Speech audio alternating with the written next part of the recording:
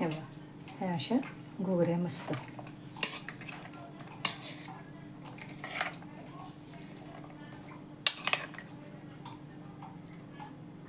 Hello friends, कसे आहात? स्वागत आहे तुमचं आपल्या मराठी यूट्यूब चॅनलमध्ये. इथं मी काय काय जिन्नस घेतले दाखवते तुम्हाला आणि काय बनवते ते पण सांगते. आधी बघा, मी दाखवते तुम्हाला. छोटीशी वाटी म्हणजे एक पोहे खायचे 2-3 चमचे साधे आपले लाल चणे घेतलेत. इथं हे हिरवे चणे सेम वाटी. ज्वारी घेतली 1 वाटी, म्हणजे ही छोटी वाटी. चमच्याने म्हणाल तर 2-3 चमचे. हे गहू. तर गावाकडं कसं हिरव्या अगदी शेतातल्या ताज्या ओंब्या मिळतात, हुरडा मिळतो, डहाळे मिळतात चण्याचे, सगळं ताजं ताजं असतं. पण इथे काय ते उपलब्ध नसतंच. तर म्हणून आपलं ठीक आहे, आपण हे घरगुती सुकं जे कडधान्य धान्य आहे तेच भिजत घालते. मी दाखवते तुम्हाला. हे मूग आहेत. ही तूर पण मला आमच्या लेकीच्या गावाकडून आलेली आहे, अख्खी तूर. तर ती पण मी घेतली, त्याने अजून छान चव लागते. आणि बघा, हे शेंगदाणे घेतले. ते शेंगदाणे थोडेसे जास्त घेतले.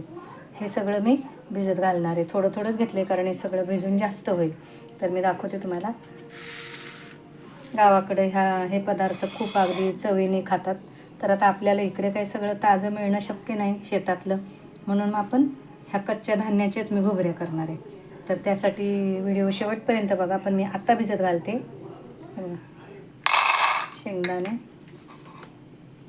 गहू, हे चणे, ज्वारी, हे हिरवे चणे,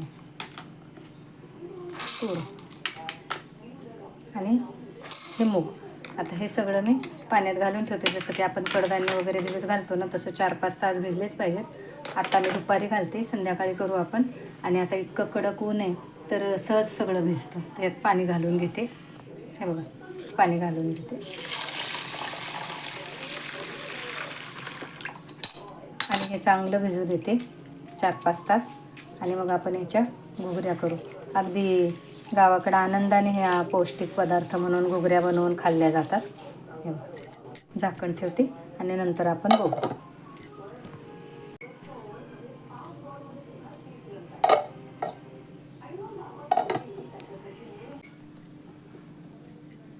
ते सगळं भिजत घातलं होतं ना कडधान्य आपण, चणे, मूग, तूर, शेंगदाणे, असं सगळं.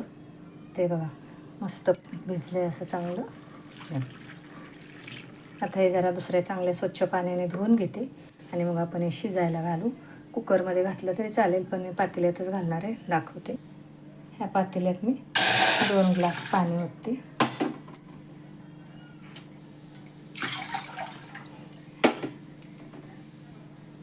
झाकण ठेवते. जरा उकळी आली की मग घालू आपण.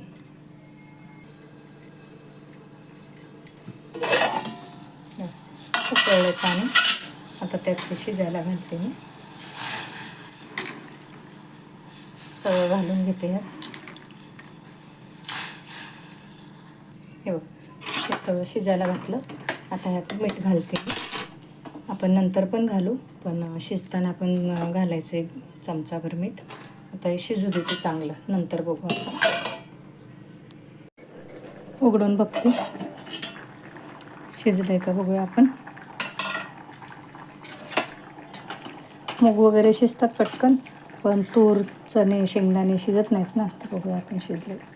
हो, शिजले. शेंगदाणे पण शिजले असतील. तूर बघू, शिजले. आणि शेंगदाणे का हाताने दाबले जात नाहीत जरी शिजले तरी. तर आता काढून घेते मी, हे नितळून घेते.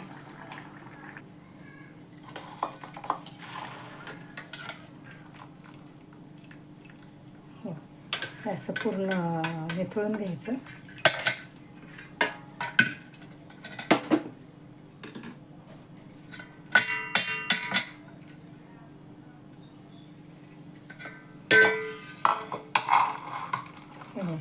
ह्या झाल्या घुगऱ्या.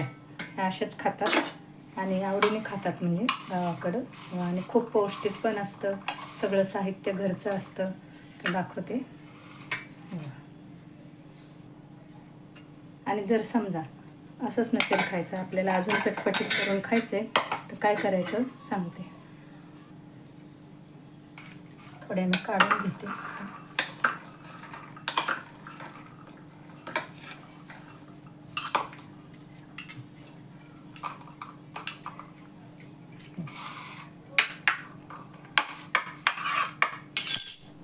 ह्यात बघा काय घेतले मी,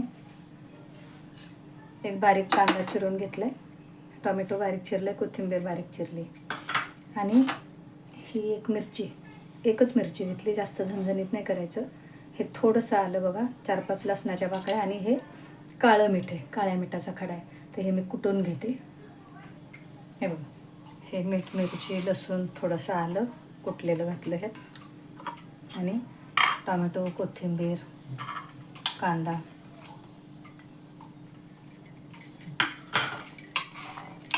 मस्त ह्या घुगऱ्या अजून चटपटीत लागतात. करून बघा. बाकी साहित्य तर सगळं आपल्याकडे, कडधान्य वगैरे सगळं असतं, तर नक्कीच करून बघा आणि पौष्टिक पण असतं, मुलं अगदी आवडीने खातील.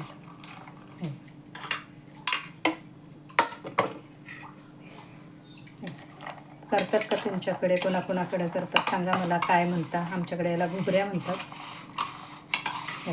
कसे वाटले कमेंट करून सांगा. आवडल्या तर नक्कीच लाईक करा, शेअर करा, सबस्क्राईब करा. शिवाय बेल आयकॉनचं बटन दाबा, म्हणजे माझ्या रोजच्या रोज रेसिपी तुम्हाला बघता येतील.